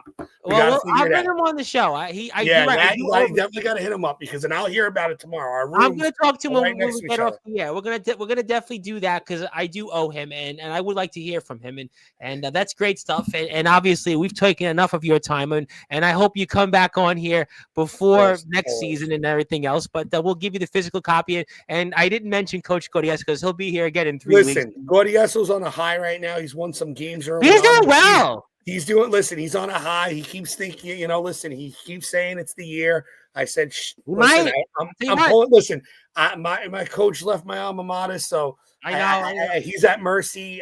Gordiaso's at Queens. Those are weird teams for me to be pulling for, but I like my guys. But they're off to a good start. Listen, you know what? Keep it going. I don't want to jinx it, but you don't want to jinx anything. No. I don't want to jinx. We're talking about all this playoff stuff. I would love to be having a conversation here about Queens' success in playoffs and going to nationals. We would love to hear about that. You know what? I hope that I hope in March. Listen, I hope he comes back in March and they've made. And again, it'd be nice. It'd be nice, and we could have that conversation. It'd be great. I would like to talk more about college sports. Believe me, I would. So we'll do that at a different time. But I'm going to pass the baton to you. I'm going to give you some closing thoughts. Anything else you want to plug, share, say? I'm going to put the FTC Instagram page for the soccer team and take it away. Obviously, with any season, the family of a coach sacrifices the most. So shout out to the wife, Beth, and my two beautiful daughters, Lauren and Maddie, who sacrifice a lot for me to do something that I love. I hope, they get to see that. Following their passion and all that. And our guys are great with them when they come to practice. But I'm enjoying some family time now for sure, but we're back on the grind and recruiting. And, for all our players, our former players, I couldn't be more proud of the standard you guys have set both on and off the field. You've left a mark. My coaching staff is the best in the country. Wells, Morelli, Topol, Glancy. Always see Coach. Yeah, always, they're first class. They help our program every single day get better. Our administration, John Matejko, the rest of our administration has been fantastic this year. Dr. Jeff always helping out. We're truly blessed to be in the situation that we are. Yes, we have challenges, but, we overcome those. And, we've proven that the Little Five Towns Music School can have a national power program, which is something that we spoke about in our first interview in 2019. And I think you want to be a national, and with the bad audio, hearing me say national power and to look this many years from now. And I know, but how about this? You said if they build it, they will come. And you know what? I mean, yeah, you kind of did. I mean, if they build it, they will come. And that's what you've done. I mean, and you did that during COVID. That's the other thing. What you've done is that you also had this whole COVID thing that could have set you back, and we could have had, a one-hit wonder, 5 towns, but no. So many programs we saw close. Like, it was crazy. You look back on it now, there's so many programs that closed. Like, schools closed, programs canceled. Programs are still fighting back. Like, there's still programs that had not recovered, like, fully from COVID. And you see what we've done in 21, just setting that standard. And again, yes, you don't maybe have the number one, and then that was great about this year. You got the number one ranking back, right? Something that we haven't done in a long time since 21. But we've kept the standard very, very high. But I think also I think the schedule has improved since then. And for you to do that and to continue. Morelli likes to mention that, because not to knock 21, but Morelli likes to remind me in 21, we played some schools that we'll leave that at that. But I didn't belong on the same field. But one of the things you even said then was that after we had lost the national championship, was that you did want to play more. So I remember asking you that question. You came on here after that season, after what happened, and I think you have made a subconscious effort always to improve the schedule. And I think that's why this season, in a lot of ways, to me, is as impressive because of who we played. There's very few layups throughout the year. So I think to do what the team did, I think it's going to go and have an even better. We're still going to have players back. We're going to have Garcia. We're going to have Washington. We're going to have, we're going to have guys back on this team. We're going to have Pisani. So I think that it's going to be another season that we're going to be excited about. And I really think the best is yet to come. And congratulations on the Hills Coach of the Year, winning that back-to-back years. In previous years, we were like, why didn't you win it? But you got it once again. I think well-deserved. And we want to certainly thank you and thank you for everything you've done for us. And I want to thank your staff as well. Certainly shout out Coach Morelli, Coach Glancy, certainly Coach Wells, certainly for the dinner table, Coach Topple. Want to make sure we shout them out and thank you really and the school for supporting us and still coming on here every year. We really look forward to seeing the players here. And I just want to thank you for everything. And congratulations and happy holidays. And we'll see you back here, I'm sure, in 26. Yeah, for sure. You can mark it down. All right. Oh, I know. I don't even have to. I don't have to mark it. I know you're coming because you've been here every year. You've been the one constant. And that is the constant. That is the head coach of the Five-Town Sound men's soccer team. That is also the NACIA Coach of the Year for the second consecutive year. Also, the Five-Town Sound men's soccer team won the NACIA Conference Championship here in men's soccer. They were ranked number 1 in the USCAs for 3 weeks, and he is also right now Mr. Coach Fiscina, the coach of the United States Amputee men's soccer team, and it is FTC Men's Day for good reason on Sportswire Radio. My name is the Reverend Tom Bryce. You have voiced figuratively and literally with all music and wrestling matters. If you're here on Sportswire Radio, hit the sub button for us. Please support Five Times on Instagram, their school page. Keep an eye on those pages for more information. Thank you so much, everybody, for tuning in. And we'll be back here tomorrow. But until then, good morning, good afternoon, good evening, wherever you are on the number one Global Radio, isn't it? Sportswire Radio, with all music and wrestling. Thank you, everybody.